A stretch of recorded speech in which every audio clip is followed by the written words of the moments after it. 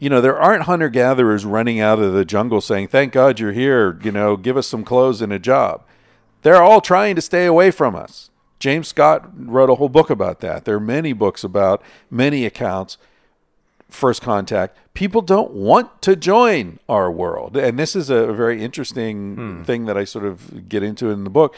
When you look at people who have knowledge of both worlds, I mean, you know this, and maybe it's you who even told me this. There was a law in colonial America that whites were not allowed to run away and live with the Indians because so many of them were doing it. Ben Franklin wrote about going this. native. Yeah. Yeah, you weren't. Right. It was against the law. Yeah. Now, you don't pass a law against something nobody wants to do. Right. So they would hunt you down. Yeah. And bring you back. Yeah, exactly. And then, the first chance you got, you'd like sneak off and go live with the Indians again. Women who were kidnapped, their husbands murdered by the Indians in raids, live with the Indians for a couple of years, then they get rescued, and the first chance they get, they take off and go run into the woods again. Yeah. The fact is that people who know both worlds always choose that world. And that's living with people who are persecuted, riddled with diseases, they're living on the edge of starvation. They still choose to do that. And there are a bunch of historical documents that I cite in the book talking about that. So I think objectively, there's a great book called Don't Sleep, There Are Snakes by Daniel Everett, who's a linguist who lived with the Pinaha people in the upper Amazon for about 30 years. And, he talks about it. It's like, they're so fucking happy. They're laughing all the time. And the reason they're happy, he says, is that they know how to handle the challenges that life throws at them. He says their lives aren't easy. A lot of kids die. Child mortality is a major issue. Infections can fuck you up, a hunting accident, you fall, you break your leg, you can die from that. No doubt you're much better off in a case like that and, going to a hospital or whatever. But the fact is that he says that they know what to expect from their world. They know what the dangers are. They know what snakes will kill you and they know what to watch out for. And when something comes, they know what it is. They've seen it before. They live in the world of their ancestors. They live in the world that they're evolved to live in. We don't. Your kids don't live in the world that you grew up in. Your world is gone. My world is gone. It's gone in a year. I mean, we grew up without the fucking internet, right? Now that world's gone.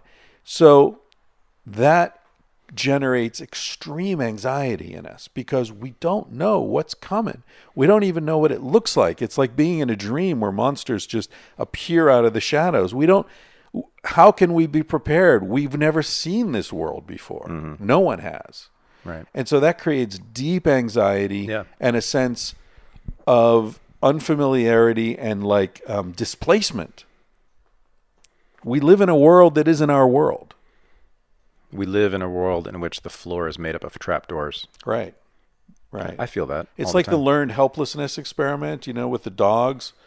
It's a heartbreaking experiment. They put dogs in cages that had electrified floors. And for half of the dogs, they would ring a bell and then electrify the floor, shock the dog, right? And there's no escape. The dog was going to get shocked. There was nowhere to hide, right? And so they'd ring the bell, shock the dog, ring the bell, shock the dog, ring the bell, shock the dog. And so they got this conditioned stress response. And the dogs obviously were very unhappy. And then the other cages, they would ring the bell randomly and shock the dogs randomly. So there was no connection between the shocking and the bell. And then they looked and they shocked them the same number of times, right? And then they studied the anxiety response in the dogs. And the dogs where the bell and the shock were correlated were fine. Even though they suffered the same amount. But the dogs that didn't know when to expect the shock were destroyed. Totally fucked up. So you can say, yes, hunter-gatherers have a very stressful life, and we have a stressful life. The difference is a fucking jaguar they know they're jaguars and they got to watch out for them. And if a jaguar comes, there are certain things you can do and certain things that won't work. You get audited. I get audited. I don't know what to do. I don't know. I get sued. I'm sued. I don't know. What do I do? Who do I call? I have no idea. I've never dealt with this. I've never heard. I don't know what to do. Right. There's so many things that can happen to us. Like, my car breaks down. I don't know how to fix my car.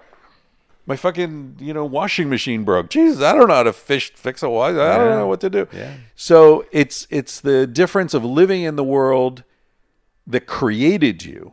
I mean, and evolutionarily speaking, it's the same thing with our bodies. They live in the world their bodies are made to live in. We live in a world, this sedentary world. We're sitting around on our sofas, driving our cars, eating this food. Our bodies aren't made for this food. It's not made to live this way. So we suffer physiological distress.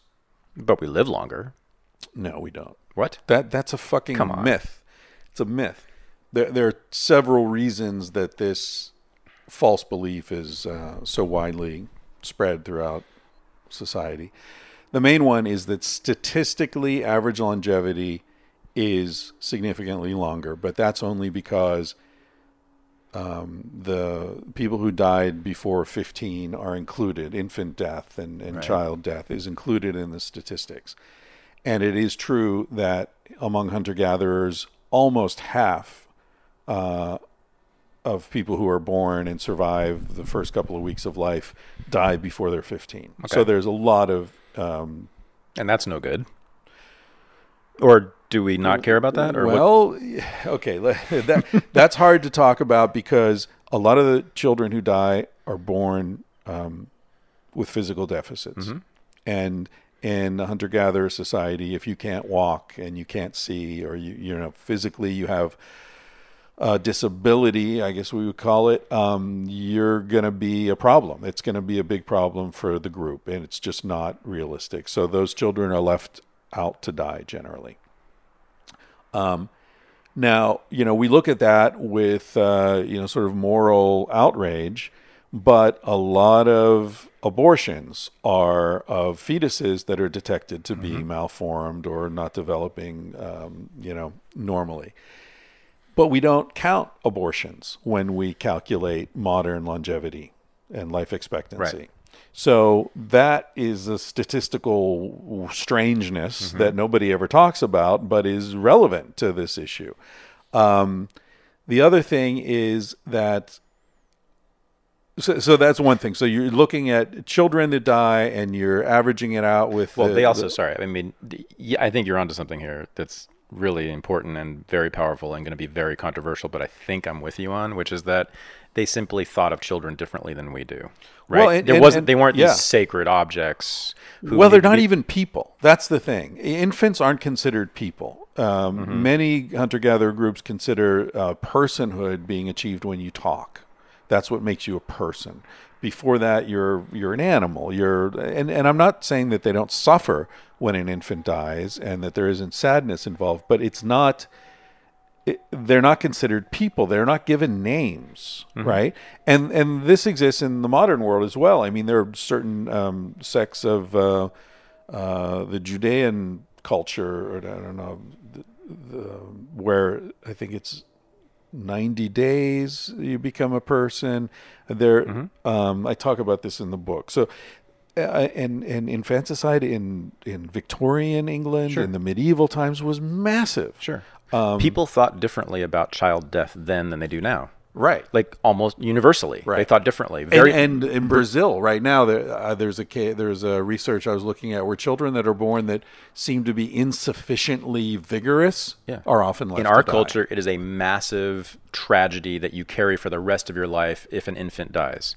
Then it just simply wasn't true. That wasn't the case. Right. Now, I take it you're a cultural relativist then. I am.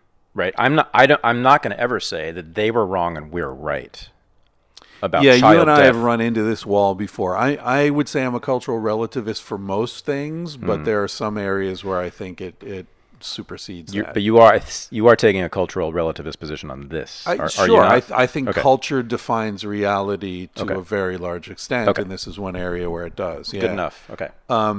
The other thing is that the way archaeologists measure the age at death of skeletal remains is through dental eruption, it's called. It's how far the wisdom teeth have come out of the jaw. And as you know, your wisdom teeth are fully grown in by your mid-30s. So in the notations on archaeological findings, they will note the age at death in 5-year increments. So 5, 10, 15, 20, 25, 30, 35, 35 plus. Because you can't really tell after that. So when journalists would read these reports, they would say, oh, look, nobody older than 35 was found here. Now, somebody may have been 70. They may have been 75 or 80. But the archaeologists can't determine that, so they just wrote 35 plus, over 35. Now, there's more sort of technical stuff we could get into around this. But the point is, the bottom line is that no human being in the last 500,000 years has been old at 35. 35, 40 has never been an old human being. Our species is evolved to live into our late 60s, early 70s. I get into this in Civilized to Death. There are all sorts of scientific ways to look at this. So that's our average natural lifespan, 68 to 72 years. So you say we live longer? Well, okay. Yeah, what is it now? 81 in America, something like that, if you're white. Yep. If you're black, it's significantly lower than that. If you're in Africa or Portugal, or not Portugal, Brazil, India, it's significantly lower than that. So in those countries, average longevity does not rise to the sort of nominative lifespan of human beings, right? They're actually living less. Well, that's because they're poorer, would be the argument, though, right? That's the explanation. Yeah. That's the common explanation, right? The richer you are, the longer you live, which seems to be, to a point. Yeah. That seems to be basically true, though, right? Yeah. Okay. But look at America. It could very easily be argued that it's not that our life lasts longer; it's that the process of dying takes longer. Okay. See, that's actually where I was going. And yeah. Keep going. So modern medicine is not so much that it increases the years of active, vigorous, healthy life. What it does is it makes the descent slower. Yeah. It's like basketball, where like the last 2 minutes can last half an hour because of all the timeouts and commercial breaks and this and that. So, I have someone very close to me has been dying for about 7 years now. That would never have happened in a hunter-gatherer group. When you reach the point where you aren't a vigorous, active part of the tribe or aren't even able to keep up walking, you die. I was thinking about this. I was watching this documentary about seals, or it's actually about the oceans. I think it was Planet Earth. And Richard Attenborough. Yeah, love it. And it opens with these seals playing in the waves, and and they're frolicking, and then you see the shadow in the wave, and it's like great scene. You've seen it, and I think it's the greatest TV show. It's either an ever. orca or a great white. I don't remember that comes up and like hits the seal, and the seal's flying through the air, and it's like waiting, and the seal comes down, and Richard Attenborough says, we slow this down to 1/30 of normal speed so you can see the the shark or the orca like bites the seal and the blood's running down, and then there's this old narration about the life is the eternal struggle for survival, and And so I was like, well, wait a minute. I've hung out with seals in my day. Not a lot, as much as I'd like to, but I've spent some time around seals. And they seem to be pretty happy, relaxed animals. What the fuck? So I looked up harbor seals, which I believe is the species that they were filming there. They live to be about 35. So let's say that seal's 25. Let's say that seal was in the prime of life, which probably isn't the case because it's the older, slower ones that are going to get, statistically more likely to be attacked. But anyway, let's say it's 25. That seal has spent 25 years frolicking in the fucking waves, eating sushi with his friends, like lying on warm rocks, taking the sun, doing whatever seals do, having a good time. And then in a fucking heartbeat, it's dead. Its death happened so fast that they needed to slow it down to 1/30th of the normal speed so we can even see it. Mm-hmm. It's over.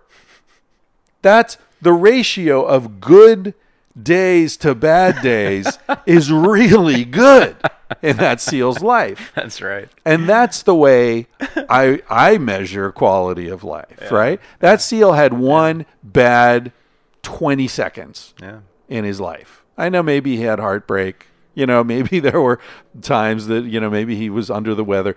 But generally, that seal had a pretty good run.